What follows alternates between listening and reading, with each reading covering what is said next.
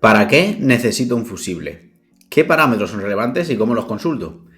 ¿Cómo escogemos el fusible correcto para nuestra instalación eléctrica? En este vídeo resolveremos todas estas dudas para que quede claro cómo escoger el fusible que necesitamos. Primero de todo, ¿qué es un fusible? Un fusible es un dispositivo de protección de la instalación, no de las personas. Importante. Es decir, tiene la misma función que, por ejemplo, un interruptor magnetotérmico, que es lo típico que vemos en los cuadros de casa. Los fusibles protegen, igual que los interruptores magnetotérmicos, contra sobrecargas y cortocircuitos. Esto se logra fundiendo o vaporizando el elemento fusible, de modo que no existe ninguna conexión física ni ninguna ruta conductora por la que pueda fluir la corriente. De manera que cuando un fusible salta, en este caso concretamente el fusible se rompe, a diferencia del interruptor magnetotérmico que se puede rearmar, el fusible se rompe y evidentemente pues no hay ninguna manera de que haya una continuidad de corriente. ¿Qué parámetros son importantes para escoger un fusible correctamente? Pues bien, nos tenemos que fijar, lo primero de todo y más esencial es la corriente nominal. ¿Cuántos amperios tiene que aguantar este fusible? Debe ser adecuada para la carga que hay aguas abajo. Es decir, todo lo que conectemos por debajo del fusible, tenemos que saber qué corriente consume para calcularlo. Esto lo veremos con un pelín más de detalle al final del vídeo. Evidentemente, esta corriente nominal puede ir desde 1 amperio hasta 600 amperios o más en función de las aplicaciones que tengamos.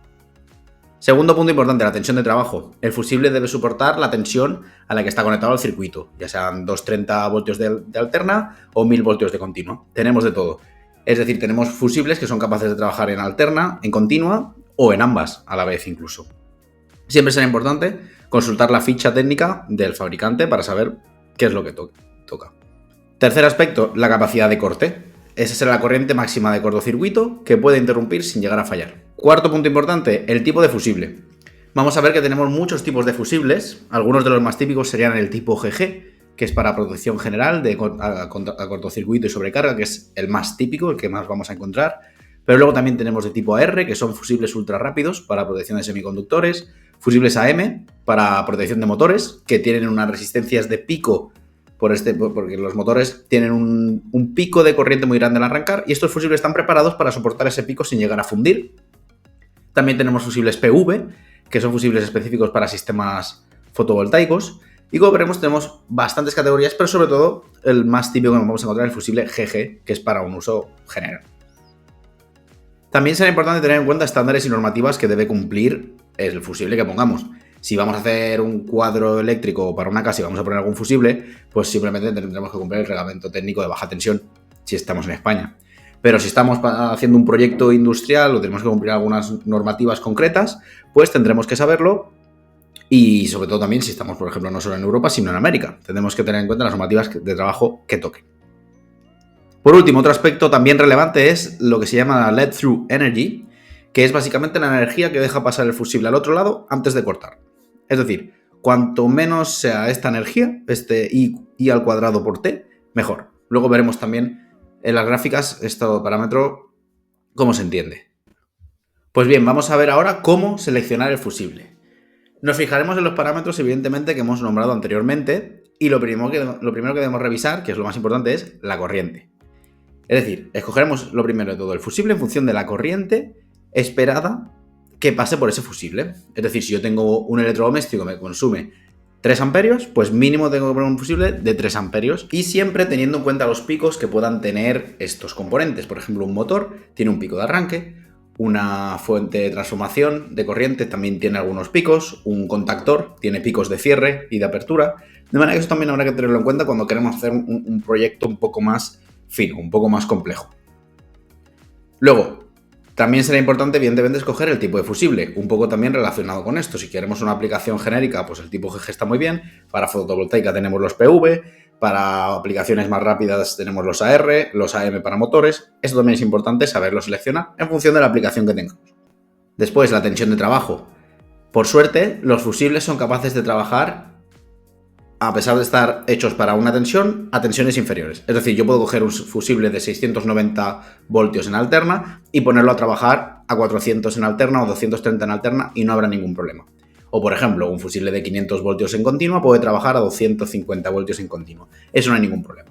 Pero la tensión que seleccionemos, debemos estar seguros primero de si es alterno o continuo y si nuestro fusible acepta esta alterno, esta continua, y sobre todo también pues que sea mínimo la máxima con la que vayamos a trabajar o la máxima que podamos encontrar. Porque si no, entonces sí que tendremos un problema si trabajamos con una corriente superior a la que admite, una tensión superior a la que admite el fusible. En estos casos en los que tenemos aplicaciones un poco más concretas, en las que tenemos que tener cuidado con algunos picos de corriente, podremos analizar lo que son las curvas de los fusibles. Estas curvas de fusibles nos dan información acerca de exactamente a qué velocidad o en qué momento cortan en función de la intensidad que se está circulando por ellos y del tiempo pues, que pase, ¿no? Si vemos las curvas, por ejemplo, si nos fijamos para un fusible de 1 amperio, que sería este de aquí, en este caso estamos viendo unas curvas del fabricante de Mersen para unos fusibles genéricos de 10×38, que eso veremos que es la geometría del fusible. Ahora hablaremos de eso también. Pues si nos fijamos en esta curva, que sería la de 1 amperio, vemos que realmente no salta, no tenemos el corte cerca de 1 amperio, siempre hay un margen bastante grande. Lo que veríamos es que si tenemos una corriente de, por ejemplo, 2 amperios durante 1000 segundos, 10.000 segundos, 7000 segundos, 5000, por aquí habría zona de salto, 300 segundos, 200 segundos. A partir de aquí, para tiempos un poco más pequeños, pues ya no empezaríamos a saltar a 2 amperios, sino que, por ejemplo, a los 10 segundos estaríamos saltando aproximadamente por aquí, que esto deben ser casi 2 amperios y medio.